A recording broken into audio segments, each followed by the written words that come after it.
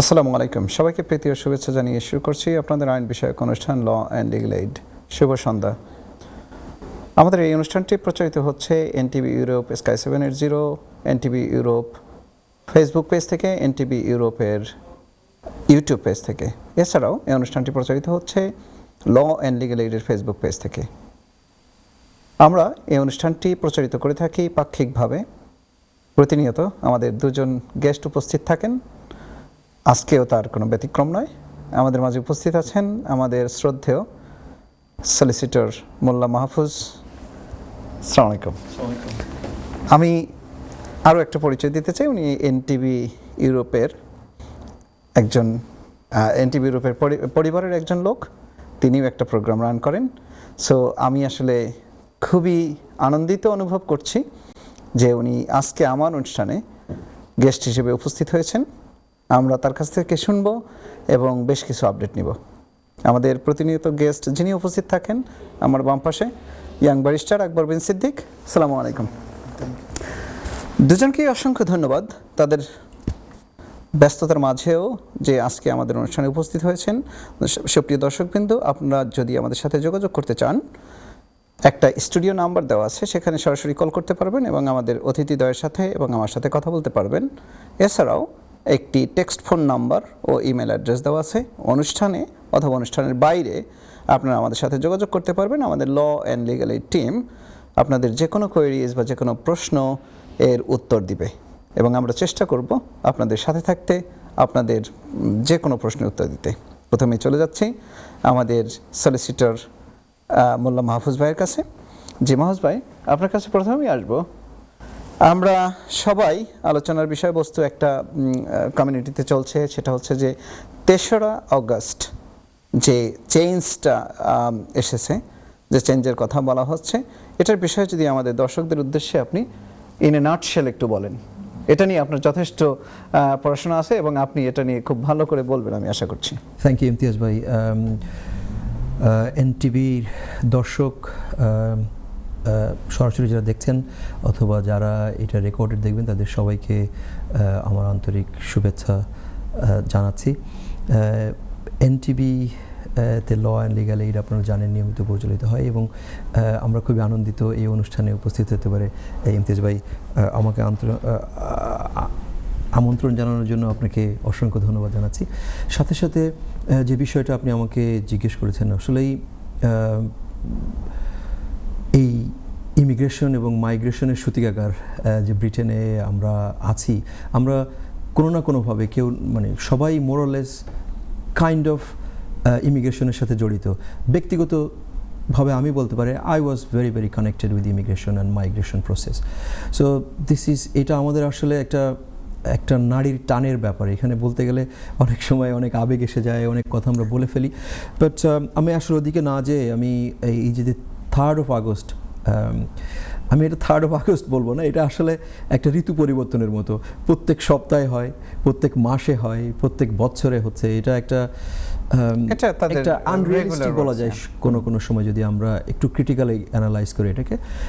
যারা এই সমস্যায় ভুক্তভোগী তারা আরও বেশি আমার সাথে হয়তো একমত হবেন যে আপনারা দেখবেন যে আসলে কোপ আপ করা যায় না, যে কী পরিমাণের চেঞ্জে যে আসে, কী পরিমাণের চেঞ্জে যে চলে যায়, চেঞ্জের আবার চেঞ্জ হয়। This is incredible. ইংল্যান্ডের লটা এরকমই। এটা একটা পলিটিক্যাল কারেক্টনেস আমরা বলতে পারি। রিসেন্টলি এটার যে পরিবর্তনগুলো, এটা আসলে অনেক সময় মেনে নেওয়ার মতো না, but we just have to do it, unfortunately. However, যে বিশেষ পরিবর্তনগুলো 3rd of আগস্ট থেকে কার্যকর হচ্ছে, এটা তো আসলে আগের একটা ধারাবাহিকতা। এই সময় থেকে এটার যে ইমপ্লিমেন্টেশনটা এটা আসতেছে। সত্যি কথা বলতে কি, যে আসলে যে পরিবর্তনটা আসছে এটা আগেও ছিল, এটাকে জাস্ট তারা কাইন্ড অফ সিল মেরে, মোহর মেরে এটাকে আরেকটু পরিষ্কার করছে। আসলে এই যে পরিবর্তন, এটা আগেও ছিল, এই যে ইমপ্লিমেন্টেশন, এটা আগেই ছিল। মেইন যেটা আমরা কনসার্ন হই আমাদের কমিউনিটিতে, বিভিন্ন লয়াররা আছেন, অনেকে ফেসবুকে, ইউটিউবে, যার সামাজিক যোগাযোগ মাধ্যমে যারা বিভিন্ন সময় বিভিন্ন কথা বলেন। আমি একটু ডিফার করতে চাই ইমতিয়াজ ভাই, নীতিগতভাবে আমাদেরকে অবশ্যই এটার উপরে কিছু ক্লিয়ার ইনস্ট্রাকশন দেওয়া উচিত। যারা জানেন, যারা বুঝেন, তারা নিশ্চয়ই বুঝবেন আমি কি বলতে চাচ্ছি। কোনো জায়গা থেকে এসে হুটহাট করে একটা কথা বলে দেওয়া ঠিক না।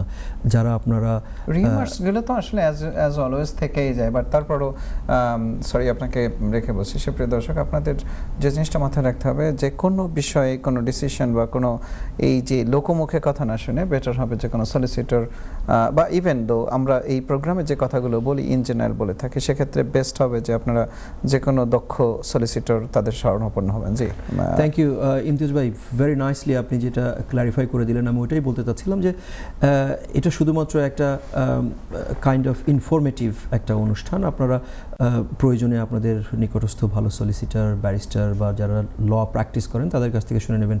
ভিউ ব্যবসা অথবা ফেসবুকের ছোটোখাটো কমেন্ট অথবা যেগুলো থাকে, এটাকে উইথ ডিউ রেসপেক্ট আমি কোনো অবস্থাতে ইয়ে করছি না, বাট জেনুইনিটি প্রুফ করার জন্য আপনাকে অবশ্যই এটার একটু গহীনে যেতে হবে। আর যে মেইন পরিবর্তনটার কথা আমরা বলি, সবাই চেঞ্জ করতে পারবে স্কিল ওয়ার্কারে, এটা নিয়ে আমরা বেশি বাড়াবাড়ি করি, but it's not true, it's not the fact. এইখানে দুইটা বিষয়ে বিশেষভাবে লক্ষ্য রাখা দরকার, যে জেনুইনিটি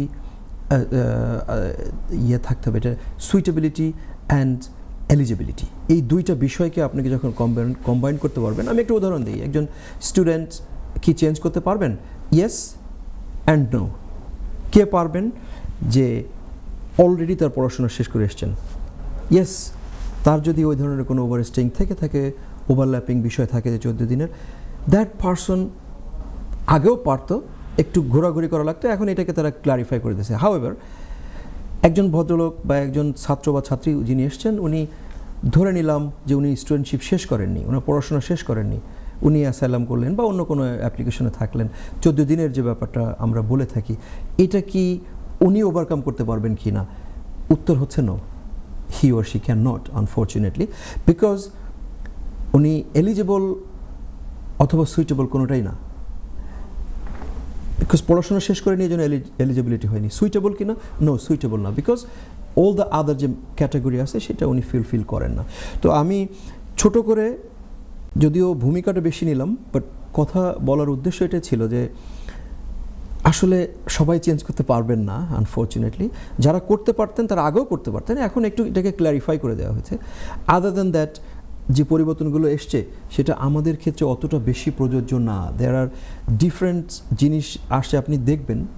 এটা আসলে লম্বা আলোচনার বিষয়, যদি আমরা যেতে চাই 1-2 মিনিটে এটা বলার বিষয় না, বাট 14 দিনের যে ব্যাপারটা, এটা নিয়েই সবাই বেশি স্কিল ওয়ার্কারে সুইচ করতে পারবেন কিনা, অ্যাসাইলাম থেকে সুইচ করতে পারবেন কিনা। Yes, you need to talk to your solicitor. আমরা এক্সাইটেড হব, ওভার এক্সাইটেড হব না। আমার মনে হয় যে এটা নিয়ে আসলে কোনো একজন ভালো আইনজীবীর সাথে কথা বলে তারপরে আপনার সিদ্ধান্ত নেবেন, এটাই আমার ছোট্ট পরামর্শ। হ্যাঁ, জি, থ্যাংক ইউ মাহফুজ ভাই।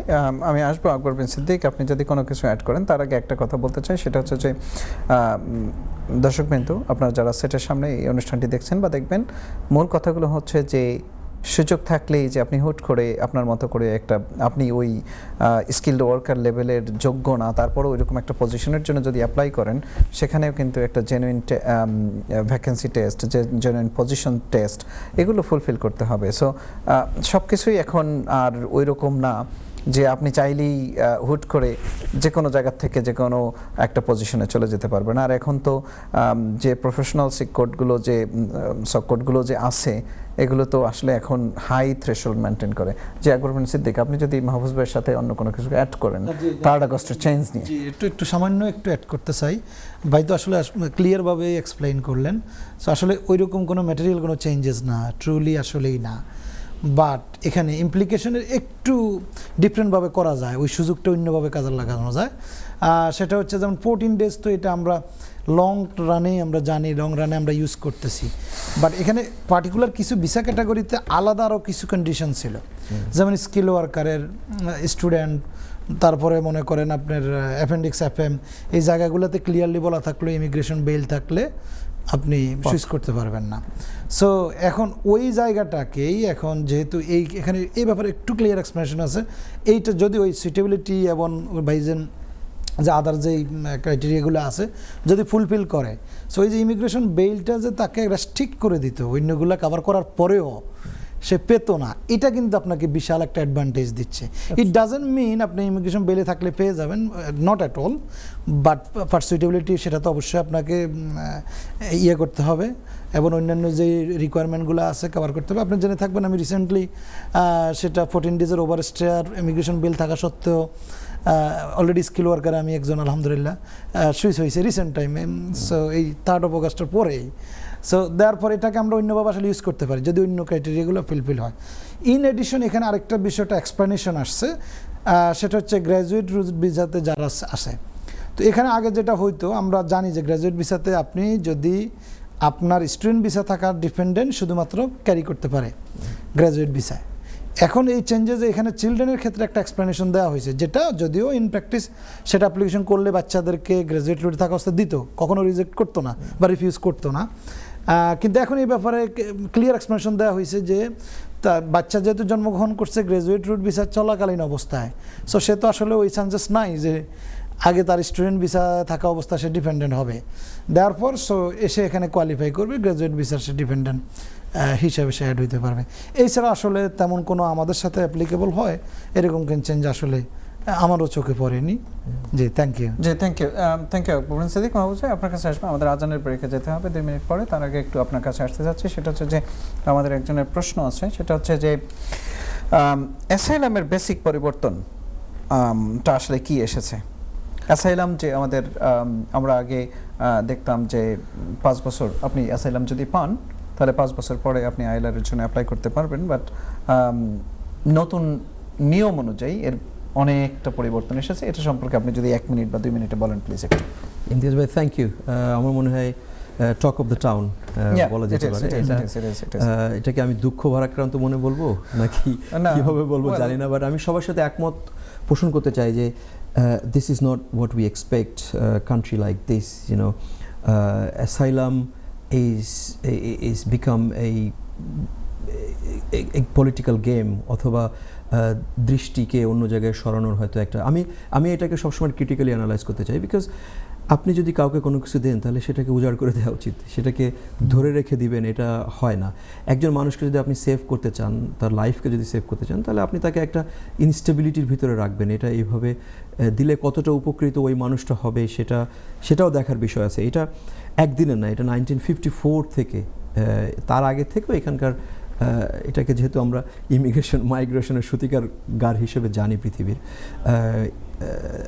আরও যদি একটু ডিপলি বলতে চাই তাহলে হিউম্যান রাইটসের সূতিকাগারও বলা যায় মানুষের। কিন্তু সেই সূতিকাগার থেকে যদি আর হিউম্যান রাইটসের বড় সূতিকাগার যদি হয় কোনো কিছু, তাহলে অ্যাসাইলামের উপরে কিছু আছে বলে আমি মনে করি না, because you are trying to save your life from a country যেখানে আপনি হয়তো কান্ট্রি অফ অরিজিন অথবা যেখানে আপনি ফিরে গেলে আপনার জীবন বা নাশের ব্যাপার থাকবে, আপনাকে ইনহিউম্যানলি ট্রিট করা হবে, আপনাকে পারসিকিউশন প্রসিকিউট করা হবে। আই দেয়ারফর থিংক যে যেটা আসছে এক কথায় বলতে গেলে ইস ইনহিউম্যান আমি মনে করি। একজন মানুষকে 20 বছর রাখবেন, এরপরে 20 বছরে যত পরিবর্তন আসবে এটা আনবিলিভেবল। আজকে আমাদের মূলত আমরা একটু পরেই যে টপিকসে চলে যাব সেটা হচ্ছে যে স্পাউস ভিসার যে রিকোয়ারমেন্ট, স্পাউস ভিসা কিভাবে অ্যাপ্লাই করতে হয় এবং কি থ্রেশহোল্ড হোম অফিস মেনটেন করে, আমরা সেই বিষয়গুলো নিয়ে আলোচনা করব। আপনাদের যদি কোনো প্রশ্ন থাকে আমাদের সাথে যোগাযোগ করতে পারবেন, সেটা এন্ট্রি ক্লিয়ারেন্স অথবা লিভ টু রিমেইনের ক্ষেত্রে। আমরা একটা প্রশ্ন, একজন দর্শকের প্রশ্ন ছিলাম যে আমাদের অ্যাসাইলামের যে পরিবর্তনটি এসেছে এই পরিবর্তনটা কতটুকু এফেক্ট করবে এবং কিভাবে মানুষ আলটিমেটলি সেটেলমেন্ট পাবে। জি মাহবুব ভাই আপনার কাছে চলে যাচ্ছি, আপনি আলোচনাটা যদি কন্টিনিউ করেন। থ্যাংক ইউ ইমতিয়াজ ভাই। আসলে আমি একটু বিরতির আগে আপনাদের সাথে এটা নিয়ে কথা বলছিলাম এবং একটু আপনাদের সাথে একত্রতা ঘোষণা করে একটু আপ্লুত হয়ে গিয়েছি বলতে পারি। But look, reality is really sad I would say. আমি অবশ্যই ব্যক্তিগতভাবে এটাকে সমর্থন করি না, বিকজ একটা হিউম্যান রাইটসকে যখন হিউম্যান রাইটসের মতো ট্রিট না করা হবে তখন এটাকে রাদার পলিটিক্যালি মোটিভেটেড করে সেই অ্যাঙ্গেল থেকে এটাকে বিচার করা হবে, তখন এই ধরনের ডিসিশন আসে।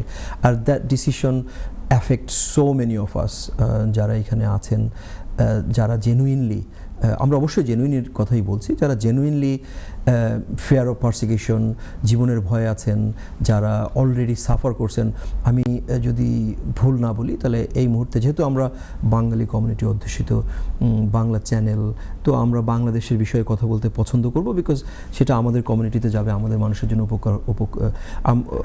অপকার যেটাই হোক না কোনো তাদের জন্যই। Taking that in my mind, আমি বলতে চাই যে এখনকার যে পরিস্থিতি, যদি কোনো এক দলের মানুষ যারা যদি দেশে ফিরে না যেতে পারেন, তাদের যদি এরকম কোনো ভয় শঙ্কা থেকে থাকে, এবং সেটাকে যত ডিফিকাল্ট করে দেওয়া হচ্ছে 20 ইয়ার্স, আমি তো ইমতিয়াজ ভাই, it does not sound good, but আমি আমার ক্লায়েন্টদেরকে বলি যে লোক 20 years to get this asylum will be another couple of years. তারপরে যদি আপনি ILR সহ ন্যাচারালাইজেশন ধরেন তাহলে আরও 3 বছর, তো 23, 24, 25 ইয়ার্স। যদি এরকম করে বলি যে আপনার পাসপোর্ট আর আমার ডেথ সার্টিফিকেট একসাথে হবে, আমার মনে হয় এটা অত্যুক্তি হবে না। 25 years is a long time, এটা is not what it is. প্রশ্নে থেকে বের হয়ে যাচ্ছি বারবার, because it's really affecting lot of people. যদি ইমিগ্রেশন এবং মাইগ্রেশনের জেনুইনিটির কথা বলেন, ইমতিয়াজ ভাই যেরকম বলছিলেন, যারা জেনুইন আছেন, অবশ্যই জেনুইন ছাড়া আমরা অ্যাপ্লিকেশন করাটা ঠিক হবে না। আমরা কাউকে ইনফ্লুয়েন্স করতে পারি না যে আপনি অ্যাসাইলাম করেন, আমরা সবাইকে ডিটার করতে চাই যদি জেনুইন অ্যাসাইলাম না হয়। আর সেই ক্ষেত্রে জেনুইন অ্যাসাইলামদের 20 বছরও যদি দেয়, তারপরেও তাদের যে স্ক্রুটিনি যেটা করতে, তাদেরকে যে অ্যাসাইলাম দেওয়ার যে প্রসেসটা, এটা আরও বেশি ভয়ঙ্কর আমি মনে করি। আপনাকে প্রথম ইন্টারভিউতেও দিয়ে দিতে পারে অ্যাসাইলাম, আপনাকে চাইলে আর কোনো ইন্টারভিউ নাও নিতে পারবে। একজন মানুষের জীবনের একটা সমস্যা আপনাকে হাফ অ্যান আওয়ার 40 মিনিট 1 ঘন্টায় কীভাবে বলবো? আমি কেন হাফ অ্যান আওয়ার 40 মিনিট 1 ঘন্টা বলছি? কারণ একটা ইন্টারভিউ হয়, একজন মানুষ ইন্টারপ্রেটার থাকে, একজন মানুষ বলতে হয়, সেই ইন্টারপ্রিটেশন হয়ে আরেকজনের কাছে যেতে হয়। ইটস 1/3 টাইম এমনি চলে যায়। I therefore think is unduly harsh, এবং এটার থেকে আমরা যদি বের না হয়ে আসতে পারি তাহলে অনেক মানুষ এটার থেকে নেগেটিভলি ইম্প্যাক্টেড হবে, এবং তাদের আমি ব্যক্তিগতভাবে মনে করি তারা যেটা করার চেষ্টা করছেন যে এটাকে স্পিডাইজ, মানে দ্রুততার সাথে সমাধান দিবেন, আপিলের যে প্রসেসটা আছে সেটা আরও বেশি লেন্দি হবে, কোর্টের খরচ বেড়ে যাবে, পাবলিক এক্সপেন্ডিচার বাড়বে। These are not a very good sign. অবশ্যই এর আগে যেটা ছিল অনেক দিন ধরে লেগে যেত, অনেক দিন সময় লাগতো একটা অ্যাসাইলাম ইয়ে হইতে, এটাকে একটা মিনিমাইজ করা যেতে পারতো। কিন্তু হোয়াট হ্যাজ হ্যাপেন্ড নাও, এটা আমি মনে করি এটা আনডিউলি হার্শ, আর এটাকে অনেক মানুষকে নেগেটিভলি ইম্প্যাক্ট করতে পারে বলে আমার ব্যক্তিগত মতামত। নেগেটিভ ইম্প্যাক্ট পড়বে, দ্যাটস ট্রু। মাহফুজ ভাই, থ্যাংক ইউ সো মাচ। আমি আমাদেরকে আবার অ্যাজ ইউজুয়াল ব্রেকে যেতে হবে, তার আগে আকবর বিন সিদ্দিক আপনার কাছে একটু কুইকলি আসতে চাই। আপনি যদি এটাকে ডিফাইন করেন যে কারা মূলত স্পাউস ভিসার জন্য অ্যাপ্লাই করতে পারবে উইদিন 40 সেকেন্ডস। জি, থ্যাংক ইউ ভেরি মাচ। যা স্পন্সর, এলিজিবল স্পন্সর সাথে যদি আপনার রিলেশনশিপ থাকে তাহলেই আপনি মূলত স্পাউস ভিসায় অ্যাপ্লাই করতে পারবেন। সো এখন বিষয়টা হলো এলিজিবল স্পন্সর কারা। সো এটা অনেকভাবে হইতে পারে, সেটেল পারসন হইতে পারে, প্রোটেক্টেড পারসন যারা আমরা রিফিউজি স্ট্যাটাস বলে থাকি তারা হইতে পারেন, ব্রিটিশ ন্যাশনাল হইতে পারেন, EU সেটেলমেন্ট স্কিমের আন্ডারে যারা আছেন, প্রি সেটেল হোক, সেটেলমেন্টের আন্ডারে হোক, হোয়াট এভার ইট ইজ, এই ক্যাটাগরির পারসনগুলাই মূলত ইউজুয়ালি হয়ে থাকে আর কি। জি, থ্যাংক ইউ। সুপ্রিয় দর্শক, আমাদের আরেকটি বিরতিতে যেতে হবে, রেগুলার কমার্শিয়াল ব্রেক। আমরা বিরতির পরে আবারও ফিরে আসছি। আমরা স্পাউস ভিসা নিয়ে কথা বলবো। আপনাদের যদি কোনো প্রশ্ন থাকে আমাদের স্টুডিওতে ফোন করে আমাদের সাথে যোগাযোগ করতে পারেন। স্পাউস ভিসা নিয়ে, স্পাউস ভিসাগুলো কোন কোন ক্যাটাগরিতে হয়, আমি আবারও ফিরে যাচ্ছি আকবর বিন সিদ্দিকের কাছে। আকবর বিন সিদ্দিক, আপনি যদি একটু আমাদেরকে একটু ডিটেইলে বলেন যে মোস্ট অফ দ্য ক্ষেত্রে আমরা যেটা দেখি যে হোম অফিস রিফিউজালের ক্ষেত্রে মেইন কারণগুলো থাকে সাবসিস্টিং রিলেশনশিপ প্রুভ করে না, এবং কোন কোন রিলেশনশিপটা আসলে কোন কোন রিকোয়ারমেন্টটা ফুলফিল করতে হয়, যদি একটু ইন ডিটেল বলেন, তারপর আমি মাহফুজের কাছে যাব। Thank you. না, requirement, one of the most যে ইম্পর্টেন্ট রিকোয়ারমেন্ট যেটা আপনি বললেন, জেনুইন অ্যান্ড সাবসিস্টিং রিলেশনশিপ। এছাড়াও আরও কিছু রিকোয়ারমেন্ট আছে, মেড ইন পারসন, এটাও খুব ম্যান্ডেটরি একটা রিকোয়ারমেন্ট, কিন্তু সেটার রিজন হচ্ছে আপনারা জেনে থাকবেন যে প্রক্সি ম্যারেজ, যে ওই ইস্যুগুলোর কারণে অনেক অবাধ্যা ফোনে করে ফেলেন, রিমোটলি আরও কতগুলা সিস্টেম আছে যে, সো এগুলো আসলে এই দেশে রিকগনাইজ করে না, যদিও আমরা যে দেশ থেকে আসছি বা বিশ্বের অনেক দেশে এটা আবার রিকগনাইজ করে। তো আবার এই দেশের আইন অনুযায়ী এখানে আবার সেম টাইমে বলা আছে, আপনি যদি যে কান্ট্রি যেখানে ম্যারেজ হয় ওই দেশে যদি আবার ম্যারেজ ভ্যালিড হয় তাহলে এখানেও ভ্যালিড হয়, কিন্তু এটা কন্ট্রাডিক্ট করে যখন আবার আপনার এই রিকোয়ারমেন্টটা আসে। একটা কল নিয়ে আসবো আকবর বিন সিদ্দিক। ওয়ালাইকুম আসসালাম। জি দর্শক, আপনার নামটা বলে প্রশ্নটি করুন। বড় ভাই, আমি স্টুডেন্ট জন্য খালা শুট ফিন্ন বাইরে মারতাম, আসলাম তোলা। জি প্লিজ প্লিজ। হারমোনি বড় ভাই। জি জি, আপনি বলেন আপনার প্রশ্নটা কি, নামটা বলে প্রশ্নটি করুন।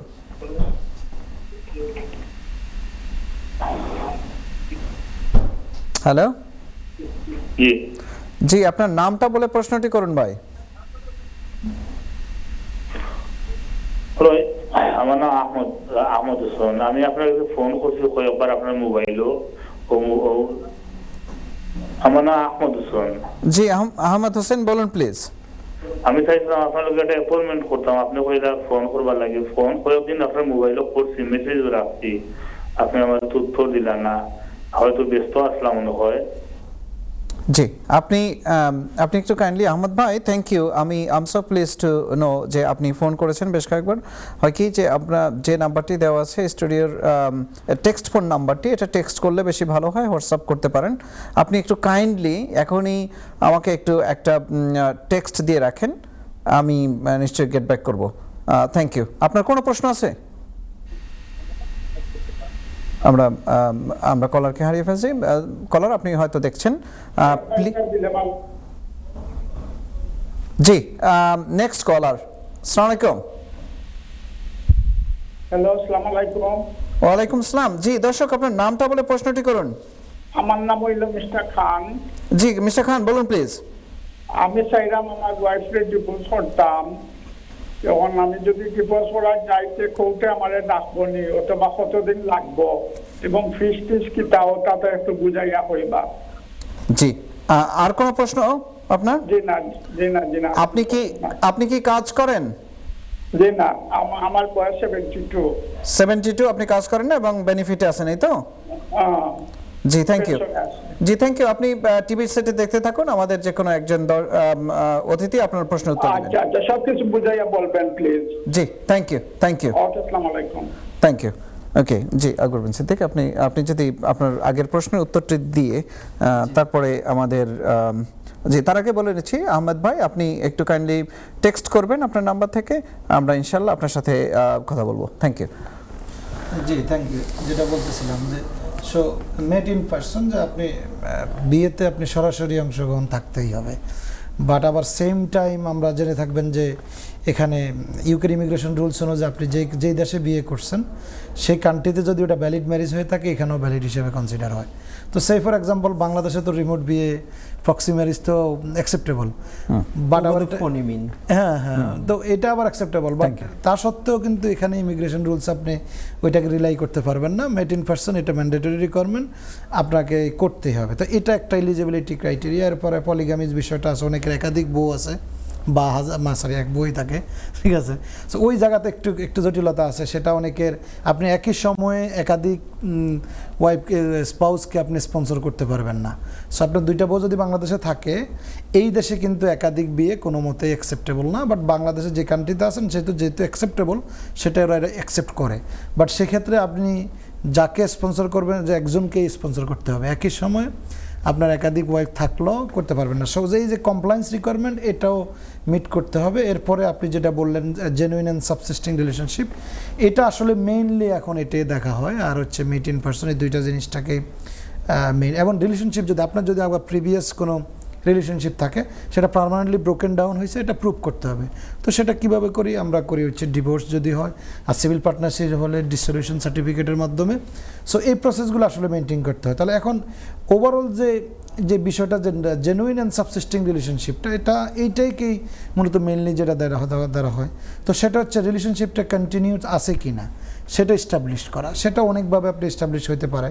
আপনারা যদি ইনসাইড কান্ট্রিও সেটা একভাবে, আউটসাইড কান্ট্রি হলে আবার কিন্তু আরেকভাবে ইয়ে হয়। তো ইনসাইড কান্ট্রি হলে অনেকভাবে জয়েন্ট আপনার ফাইন্যান্সিয়াল রেসপন্সিবিলিটি যদি থাকে সেটা আপনারা দেখাবেন। ইউটিলিটি বিল যদি জয়েন্ট থাকুক বা একই অ্যাড্রেসে ইউজ হয়, জিপি, ড্রাইভিং লাইসেন্স, আপনারা যদি নিজেদের বাড়ি হয়ে থাকে তাহলে ওই মর্গেজের কাগজ বা আপনার টাইটেল ডিড, তারপরে আপনার যদি জয়েন্ট টেনেন্সি হয়ে থাকে সেটা জয়েন্ট টেনেন্সির কাগজগুলো হইতে পারে, ব্যাংক স্টেটমেন্ট, তারপরে HMRCর বিভিন্ন লেটার, DWPর লেটার। এইভাবে আপনারা বিভিন্নভাবে আসলে ডকুমেন্টস কোলাবরেট করতে পারেন। হোয়াট অ্যাবাউট মেসেজ করেসপন্ডেন্স অথবা রাইট, পিকচার্স? ওগুলো মেইনলি যদি আউটসাইড কান্ট্রিতেই বেশি রিলাই করা হয়, এখানেও আপনি দিতে পারেন। আপনি বিয়ে করছেন সেটা ফটোগ্রাফিক এভিডেন্স, আউটসাইডে গেছেন, পিকনিকে গেছেন, বিভিন্ন ধরনের হানিমুনে গেছেন, সেটা তো কোলাবরেটিং এভিডেন্স হিসাবে খুবই কাজে লাগবে।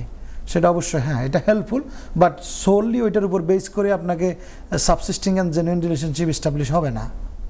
তো আপনি বললেন যে ইন কান্ট্রির ক্ষেত্রে আপনি এগুলো বললেন, বাট আউট কান্ট্রির ক্ষেত্রে আপনি what else you can rely on? Right, outside country যেমন মানি ট্রান্সফার হতে পারে। আপনি যদি আপনার স্পাউসকে এখান থেকে টাকা পাঠান তার ফাইন্যান্সিয়াল নিডসগুলো ফুলফিলের জন্য, সেটা হইতে পারে। আপনি যে এখান থেকে যাচ্ছেন ওয়াইফের সাথে দেখা করতে, এন্ট্রি স্টাম্প আছে সেটার প্রুফ দিতে পারেন, এয়ার টিকিট আছে সেটা প্রুফ দিতে পারেন। আপনি দেশে যে বিয়ে করছেন, যে ওয়েডিং ভেন্যু, সেটার এভিডেন্স দিতে পারেন। আপনার ওয়েডিংয়ে প্যারেন্টসরা ছিলেন, তারপরে ফ্রেন্ডস ছিল, রিলেটিভ ছিল, তাদের সাপোর্টিং স্টেটমেন্ট দিতে পারেন। তার পরবর্তী আপনি যদি হানিমুনের দেশে যেয়ে থাকেন সেটা দিতে পারেন। আপনি অন্য কোনো দেশের অন্য কোনো জায়গায় ঘুরতে গেছেন সেটা দিতে পারেন। আপনারা কাপল হিসাবে বিভিন্ন সময় কোয়ালিটি টাইম স্পেন্ড করছেন সেই ছবিগুলো দিতে পারেন। এরপরে যদি এখানে চলে আসেন তাহলে এরপরে আপনি যখন অ্যাপার্ট ছিলেন তাহলে রিলেশনশিপটা কীভাবে কন্টিনিউ ছিল সেটা এস্টাবলিশ করতে হবে। সাবসিস্টিং রিলেশনশিপ যেটা বলে থাকে সেটা কমিউনিকেশন চ্যাটগুলো দিতে পারেন, কমিউনিকেশন লগের যেই ইয়েগুলো, মেসেঞ্জারে হলে মেসেঞ্জার, আপনার যেই প্ল্যাটফর্মে ইউজ করেন না কেন, এই কোলাবরেটিং এভিডেন্সগুলো আপনি যখন দিবেন তাহলে এটা subsisting and genuine relationship establish হয়। ইন এডিশন আমি আরেকটা কথা বলবো, অনেকে এখান থেকে টাকা পাঠান, অনেকে দেখা যাচ্ছে যে ব্যাংকে পাঠায়। জি, তো যার ব্যাংকে পাঠাচ্ছেন তার পাশাপাশি যদি তার ব্যাংক স্টেটমেন্টটাকেও সাবমিট করেন তাহলে আসলে কিন্তু প্রুভ করা সহজেই সম্ভব হয় যে আপনি যাকে পাঠাইছেন এবং যে রিসিভার রিসিভ করছেন। জি, থ্যাংক ইউ আকবর বিন সিদ্দিক। জি, মাহবুব সাহেব আপনার কাছে আসবো। আমাদের দর্শক উনি যে প্রশ্নটি করেছেন, মিস্টার খান, ওনার ডিভোর্সের ক্ষেত্রে কিভাবে উনি ডিভোর্সটা ইনিশিয়েট করবে এবং কত টাকা লাগবে? উনি যেভাবে বলেছে সেটা হয়তো উনি যে কোর্টের যে ফিজটা 612 পাউন্ড, সেটা হেল্প উইথ ফিজ পাবেন। সো সেক্ষেত্রে আপনি একটু যদি ব্যাখ্যা করে বলুন প্লিজ। থ্যাংক ইউ ইমতিয়াজ ভাই, আমি অ্যাপ্রিসিয়েট করছি। অবশ্যই এটা একটা সেন্সিটিভ ইস্যু, ফ্যামিলি ম্যাটার্স, অনেক সময় অনেকে কমফোর্টেবল হয় না লাইভে বা কথা বলতে বা এনিহাউ। যখন আহমেদ ভাই বলছেন যে উনি ডিভোর্স করতে চান, এটা একটা rights, he can do it. And আগের মতো এটা শক্ত কোনো ইয়ে নেই যে আপনাকে কোনো একটা গ্রাউন্ডস দেখাতে হবে। এটা এখন একটা কোর্টে যে যেতেই হবে, উনি একটা প্রশ্ন করেছেন, কোর্টে যে যেতেই হবে, আসলে না, এটা সবসময় না। কোর্টের যদি না ওনার কন্টেস্টেড না হন, ওনার ওয়াইফ, এখনকার যে ওয়াইফ অথবা এক্স ওয়াইফ যদি সেপারেটেড থাকেন, উনি যদি কন্টেস্ট না করেন বা ওরকম কোনো সিচুয়েশন না হয়, তাহলে অবশ্যই ওনাকে কোর্টে যাওয়ার খুব বেশি দরকার হবে না। খুব বেশি মানে কি যাওয়ার দরকার নাই আসলে। আর আগের মতো ডিক্রি নাইসাই আর ডিক্রি অ্যাবসলুট নাই, এখন এটা হয়ে গেছে কন্ডিশনাল অ্যান্ড ফাইনাল অর্ডার। তো কন্ডিশনাল অর্ডার যখন ফাইনাল অর্ডার হয় তখন ও কোর্টের একটা ব্যাপার থাকে, কিন্তু ইন জেনারেল কেউ যায় না কোর্টে। সো আহমেদ ভাই, আমি আশা করি যে আপনাকে কোর্টে যাওয়ার প্রয়োজন নাই। Time frame is another good thing to start with. যদিও এটা একটা আসলে 20 উইকসের যে একটা লম্বা কুলিং অফ পিরিয়ড আছে, ওইটা সহ যদি ডাইরেক্ট ফ্লাইটও হয়, যদি সরাসরি কোনো জায়গায় কোনো দেরি না হয়, তারপরও 6 months to 9 months is a standard time. আর যদি কোনো কারণে কেউ রেসপন্স দিতে অসুবিধা করে বা দিচ্ছে না, অ্যাকনোলেজমেন্ট অফ সার্ভিস যেটা আছে সেটা যদি দিতে দেরি করেন, তাহলে হয়তো সেটা যে পক্ষ থেকেই হোক না কেন, হাজব্যান্ড হতে পারেন অথবা ওয়াইফ হতে পারেন, যে রেসপন্ডেন্ট উনি যদি এটাকে ডিলে করেন, তাহলে এটা ই can go up to 12 months to it could be 18 months, it could be even more, because অনেক সময় দেখা যাচ্ছে যে অল্টারনেটিভ যে সার্ভিসগুলো আছে সেগুলো অনেক সময় প্রুভ করা যথেষ্ট ডিফিকাল্ট হয়ে যায়। অনেকে এত বেশি বিপত্তি সৃষ্টি করেন যেটা বলতে গেলে অনভিপ্রেত, যেটা আমরা চাই না, বাট হয়ে যায় আর কি। আর সেই ক্ষেত্রে এটা আপ টু 2 বছর যদি চলে যায় আমি অবাক হব না, সারপ্রাইজ হওয়ার কিছু নেই, সারপ্রাইজ হওয়ার কিছু নেই। তবে ইন জেনারেল যেটা ভাই বলছিলেন যে আমার মনে হয় যে around 9 to 12 month is realistic time. এর আগে আশা করলে আপনি ভাগ্যবান, আর যদি এর পরে হয়ে যায় তাহলে একটু কষ্ট হয়ে যাবে আর কি, বাট হয়ে যাবে ইনশাআল্লাহ। Divorce is a very simplified now. জি জি, আমি একটু অ্যাড করব, মিস্টার খান আপনি হয়তো শুনছেন, আমি একটু অ্যাড করব, সেটা হচ্ছে যে আগের যে এখন যে বর্তমান ডিভোর্স প্রসিডিংসটা, এগুলো নো ফল্ট ডিভোর্স হিসেবে কাউন্ট হয়। সো যার কারণে আপনার যে আগে 2 বছর 5 বছর একটা ওয়েটিং পিরিয়ড ছিল সেপারেশনের, সেই জিনিসটা এখন আর নাই। আর মাহফুজ ভাই রাইটলি বলেছেন যে আমাদের কোর্টে অ্যাটেন্ড করার যদি কন্টেস্টেড না হয় সেক্ষেত্রে হতে হবে না। আমি একটু প্রসিডিউরাল জায়গাটা থেকে বলে দিচ্ছি, সেটা হচ্ছে যে আপনি অনলাইন থেকে ডাউনলোড করে অথবা যে কোনো কোর্টে নিয়ারেস্ট কোর্টে গিয়ে আপনি ফর্মটা আনতে পারবেন। ফর্মটা ফিল আপ করে অনলাইনে করলে বেশ সহজ হয়, 2 পক্ষের ডিটেলসগুলো দিয়ে, এবং 612 পাউন্ড লাগে আপনার কোর্ট ফিজ। বাট এটা একটু আগেই বলেছি যে আপনি যেহেতু হয়তো বা বেনিফিট পান বা পেনশনে আছেন, আপনার সুযোগ আছে এই কোর্ট ফিজটাকে মওকুফ করাতে পারেন। কোর্ট ফিজটা যদি মওকুফ হয় সেক্ষেত্রে আপনি কোর্টে ফাইল করার পরে কোর্ট অ্যাকনলেজমেন্ট দিবে, তারপরে আপনার রেসপন্ডেন্ট যে আপনার ওয়াইফের কাছে পাঠানোর পরে তিনি যদি কোনো রেসপন্স করে দেন, ইয়েস বলে দেন, তাহলে খুব সহজ হয়ে যায়। না করে দিলে মাহফুজ ভাই অলরেডি বলেছে যে এটা হয়তো ডিলে হতে পারে। অনেক ক্ষেত্রে যখন আপনি এটা সার্ভিসের দায়িত্ব পড়ে যে আপনি আপনার ওয়াইফকে এটা হ্যান্ডেড ওভার করবেন, তখন কি হয়, আপনি থার্ড পার্টি প্রসেস সার্ভারকে দিয়েও, যদি তারা সে অ্যাকসেপ্ট না করতে চায়, প্রসেস সার্ভার দিয়ে আপনি এটাকে সার্ভ করতে পারেন।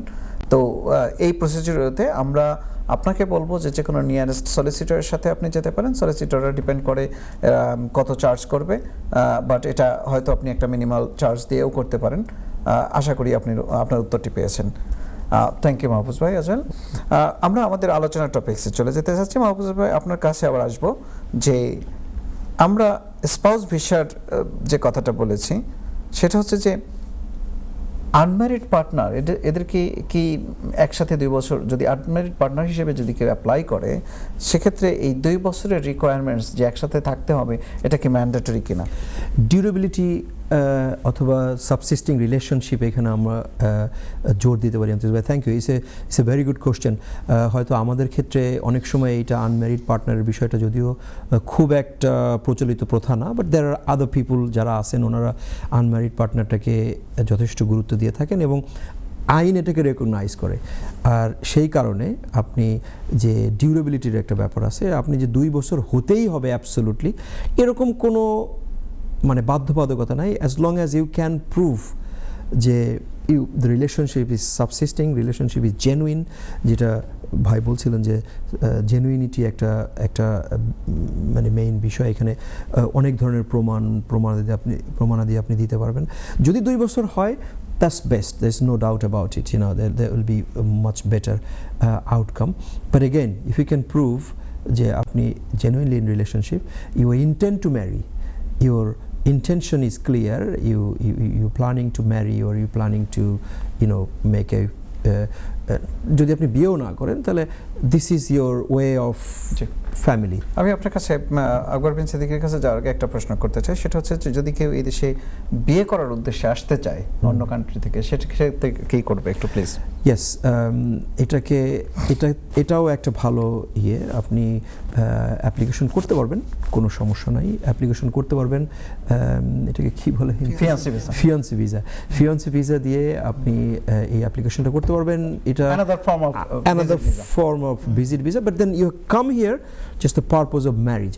You cannot come here visit visa and marry. That's not right way to do it. You come here, অনেকেই কিন্তু করে থাকেন, হ্যাঁ, অনেকে ভিজিট ভিসা এসে না বলে বিয়ে, মানে ভিজিট ভিসা এসে বিয়ে করে, বাট এটা কিন্তু আসলে এটা রাইট না। রাইট না, আপনি অ্যাবসলিউটলি রাইট বলছেন যে fiancé visa is rather appropriate in this case than the visit visa, because Imtiaz ভাই আসলে এখানে কিছু আইনের ব্যাপারে মানুষ আরও একটু বেশি যদি সচেতন হয় তাহলে ব্যাপারটা সহজ হয়ে যায়। যখন ভিজিট ভিসা এসে আপনি বিয়ের কথা বলবেন বা বিয়ে করবেন বা একটা অ্যাপ্লিকেশন সাবমিট করবেন, দেন তারা বলবে যে you can go back and come back, you can marry and then come back in the right way, because then judge has no right to give it to you in a sense that তাকে আপনি force করতে পারছেন না, because the আইন আপনাকে একটা জায়গা দিয়ে দিছে যে this is how you have to apply for your marriage visa.